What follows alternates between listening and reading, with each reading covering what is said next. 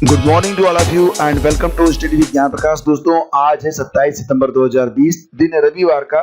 चलिए शुरू करते हैं आज की मॉर्निंग न्यूज एक अच्छी खबर के साथ। अक्टूबर 2019 का महीना था जब अभ्यर्थी टीजीटी पीजीटी 2020 या यूं कहें 2019 का इंतजार कर रहे थे। एक साल बीत गया और अब जाके ये लग रहा है कि अगले महीने फाइनली ये वैकेंसी आ ही जाएगी, क्योंकि कल जो प्रदर्शन किया गया था अभ्यर्थियों के द्वारा आयोग के कार्यालय पर, तो वहां पर ये आश्वासन प्राप्त हो गया है उप सचिव नवल किशोर जी के द्वारा। उन्होंने कहा कि अक्टूबर के महीने में विज्ञप्ति जो है वो जारी कर दी जाएगी। पदों की संख्या के बारे में आपको पता है, पद होंगे 17,000। अपर एज लिमिट नहीं होती है, लोअर एज लिमिट होती है वो 21 वर्ष इसमें रखी जाती है। तो ये एक बहुत अच्छी बात होती है। जो अभ्यर्थी मतलब कितनी भी उम्र के हों, अगर शिक्षक बनना चाहते हैं तो वो उत्तर प्रदेश में अगर निर्धारित योग्यता को धारण करते हैं तो अपना कैरियर वो बना सकते हैं। उत्तर प्रदेश माध्यमिक शिक्षा सेवा चयन बोर्ड अक्टूबर में वर्ष 2020 की नई भर्ती का विज्ञापन जारी करेगा। ये आश्वासन चयन बोर्ड के उप सचिव नवल किशोर ने शनिवार को प्रतियोगी मोर्चा के प्रतिनिधिमंडल के साथ हुई वार्ता में दिया और इस दौरान कई मुद्दों पर सकारात्मक वार्ता भी हुई है। एक बड़ा कंफ्यूजन जो अभ्यर्थियों के मन में था वो क्या था कि जीव विज्ञान के पद नई भर्ती में होंगे या नहीं होंगे। तो यहाँ पर मैं आपको क्लियर करना चाहता हूँ कि जीव विज्ञान के पद भी नई विज्ञप्ति में रहेंगे और जीव विज्ञान के अभ्यर्थियों को भी आवेदन का मौका मिलेगा। तो एक गुड न्यूज़ है सभी जीव विज्ञान के अभ्यर्थियों के लिए, क्योंकि उनके मन में काफ़ी लंबे समय से यही चल रहा था कि जीव विज्ञान के लिए पद होंगे या नहीं होंगे। 2016 में जो हुआ था, अभी उसकी तो परीक्षा भी नहीं हो पाई है, लेकिन 2016 की स्थिति को देखते हुए यही लग रहा था कि पता नहीं आने वाली जो नई वैकेंसी होगी उसमें जीव विज्ञान शामिल होगा या नहीं होगा। तो ये दुविधा दूर हो गई है, फाइनली जीव विज्ञान रहेगा। और आपके मन में एक बात और भी आ रही होगी कि परीक्षा कब होगी, तो परीक्षा इसकी अब 2021 में होगी, लगभग मई या जून के महीने में, और आवेदन आपके अक्टूबर के महीने में लिए जाएंगे। और प्रदेश संयोजक के मुताबिक 2016 के टीजीटी विज्ञान और टीजीटी अंग्रेजी के अंतिम परिणाम में प्रतीक्षा सूची को अधिकतम रखने और नए विज्ञापन में तदर्थ शिक्षकों को उनके द्वारा रिक्त मूल पदों पर ही भारांक मिलने और सामान्य चयन के पदों पर भारांक न देने पर भी सहमति बनी है। तो ये सारी चीजें निकल के आ रही हैं सामने और शिक्षा मित्रों को एक बार फिर से झटका लगा है। उत्तर प्रदेश में जितने भी आंगनवाड़ी स्कूल नहीं थे, जो भी आंगनवाड़ी थे उनको प्री प्राइमरी में बदलना था और इसके बारे में घोषणा कर दी गई थी कि जितने भी आंगनवाड़ी हैं उनको प्री प्राइमरी स्कूल में बदला जाएगा। तो इससे शिक्षा मित्रों को एक उम्मीद ये जगी थी कि वो भी अब इसमें समायोजित हो जाएंगे। लेकिन जो नई शिक्षा नीति लागू हुई है नई वाली, उसमें ये कहा जा रहा है कि कोई भी लेवल हो टीटी अनिवार्य होगा क्लास 12 तक। यानी कि अगर आप टीजीटी या फिर पीजीटी या फिर जूनियर में या फिर प्राइमरी में या फिर प्री प्राइमरी में किसी भी लेवल पर आप शिक्षक बनना चाहते हैं तो आपको जो टीटी की जो परीक्षा है वो पास करनी होगी according to new education policy. तो आपको पता ही होगा कि लगभग 1,30,000 शिक्षा मित्र ऐसे हैं जो कि अभी भी समायोजन रद्द होने के बाद पहले की स्थिति में काम कर रहे हैं और शिक्षा मित्रों को उम्मीद थी कि पूर्व प्राथमिक स्कूलों में परिवर्तित हो रहे आंगनवाड़ी में उनका समायोजन होगा। 7,000 शिक्षा मित्रों का 68,500 में भर्ती भी जो हुई थी उसमें उनको नौकरी मिल गई थी। बाकी के जो लोग हैं वो यथावत अभी भी काम कर रहे हैं, हालांकि उनका जो मानदेय है वो बढ़ाकर अब 10,000 रुपये या उससे अधिक तक कर दिया गया है। तो ये सारी चीजें हैं, यानी कि शिक्षा मित्रों को यहाँ पर एक बात फिर से दिमाग में रखना होगा कि TET is must, without TET वो कुछ भी नहीं कर सकते, इसलिए टीईटी पर उन्हें फोकस करना ही चाहिए। और उत्तर प्रदेश के जो परिषदीय विद्यालयों में 69,000 शिक्षक भर्ती के तहत 31,661 अभ्यर्थियों की लिस्ट जारी होने वाली है। तो उम्मीद की जा रही है कि ये जो लिस्ट होगी वो सोमवार या मंगलवार तक जारी हो सकती है और इसके बाद काउंसलिंग होगी और जो चयनित होंगे उनको जो है नियुक्ति दी जाएगी, विद्यालयों का आवंटित किया जाएगा। जैसा कि आप सभी लोग जानते हैं कि परिषदीय स्कूलों में 69,000 शिक्षक भर्ती का विज्ञापन जारी किया गया था और परीक्षा के बाद 1 जून को परिणाम भी जारी कर दिया गया। चयनित अभ्यर्थियों को पहले दिन काउंसलिंग भी हो गई थी, लेकिन सुप्रीम कोर्ट ने रिजल्ट पर स्टे लगा दिया था। अब शिक्षा मित्रों के 37,339 पदों को छोड़कर 31,661 पदों पर जो परिणाम है वो जारी करके भर्ती को आगे बढ़ाए जाने का उत्तर प्रदेश सरकार ने निर्णय लिया है।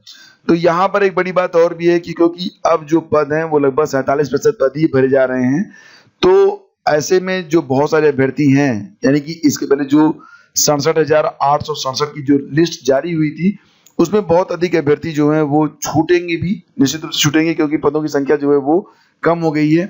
नई सूची अगले सप्ताह जारी होगी। यह भी निर्देश है कि पहले से तय सूची में ही 31,000 पदों को भरा जाए। तो जिला आवंटित अभ्यर्थियों में से अधिक गुणांक वालों को भी उसी जिले का फिर से आवंटन करने में पेच फंसा है। इसे आप ऐसे भी समझ सकते हैं कि यदि किसी जिले में 1,000 पद थे तो वो अब घटकर 450 रह गए हैं, और पहले की सूची में पद भरने में अंतिम गुणांक अगर 85 आता है, दूसरे में शुरुआत ही 83 से हो रही है, तो यहाँ पर ये भी होगा कि जो 83 से एबव हैं उनको पहले मौका मिलना चाहिए।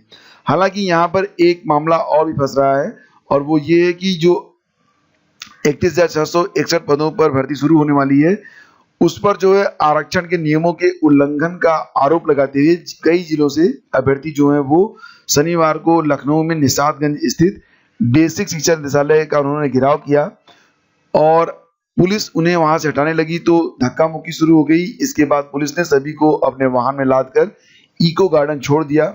वहां अभ्यर्थियों ने काफी देर तक प्रदर्शन किया। बाद में बेसिक शिक्षा निदेशक सर्वेंद्र विक्रम बहादुर सिंह ने इको गार्डन पहुंचकर उनकी मांग शासन के समक्ष रखने का आश्वासन दिया, यानी कि आरक्षण को लेकर जो 31,661 पदों पर भर्ती होनी है उसको लेकर बहुत सारे अभ्यर्थी जो हैं वो संतुष्ट नहीं हैं।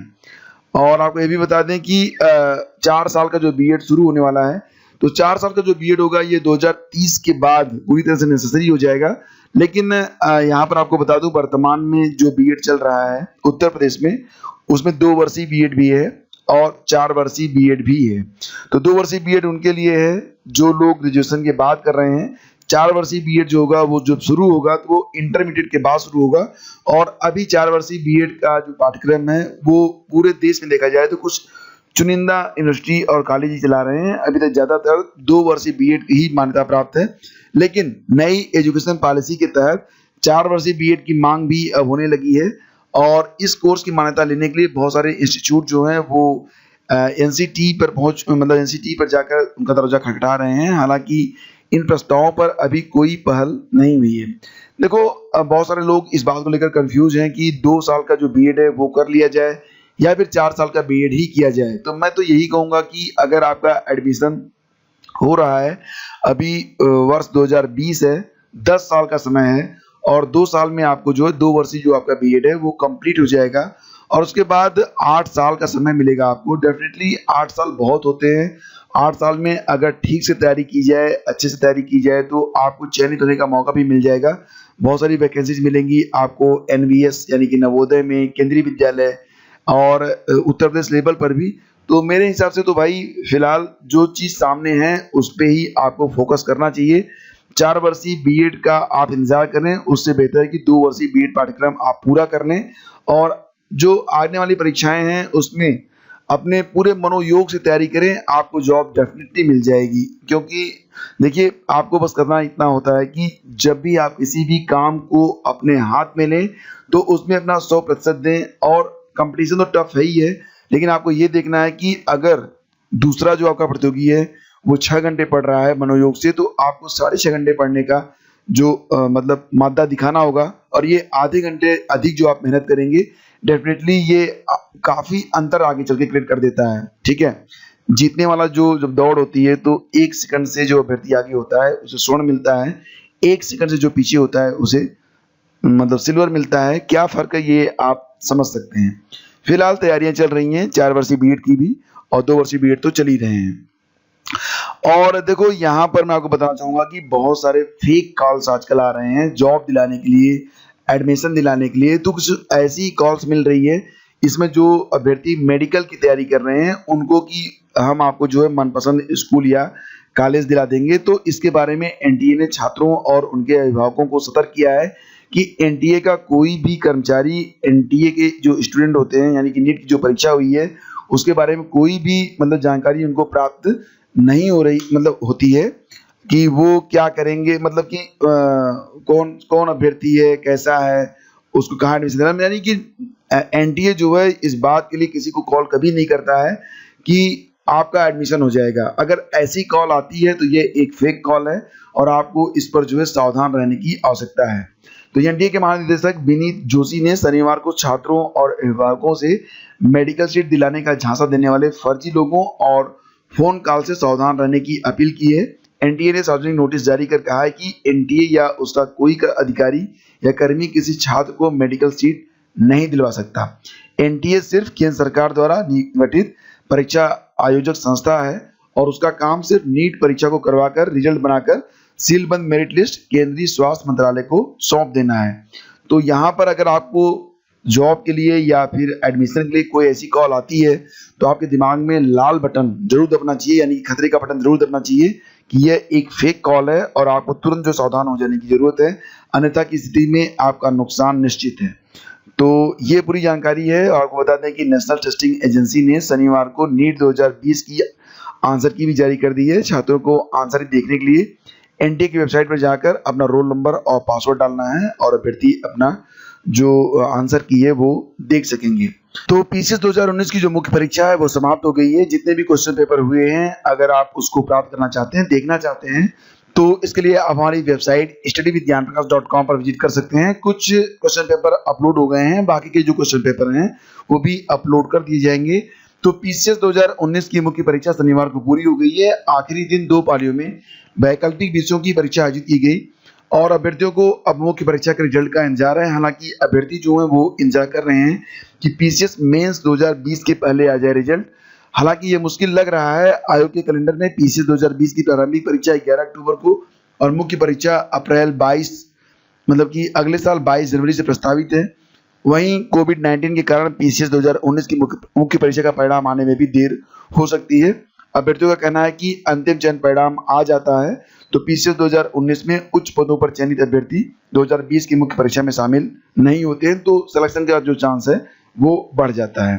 तो ये थी आज की सारी updates. Thank you so much for watching the video. पसंद आया तो लाइक और शेयर कर दीजिएगा। मिलेंगे आपसे अगले वीडियो में, तब तक के लिए आज्ञा दीजिए। नमस्कार, जय हिंद।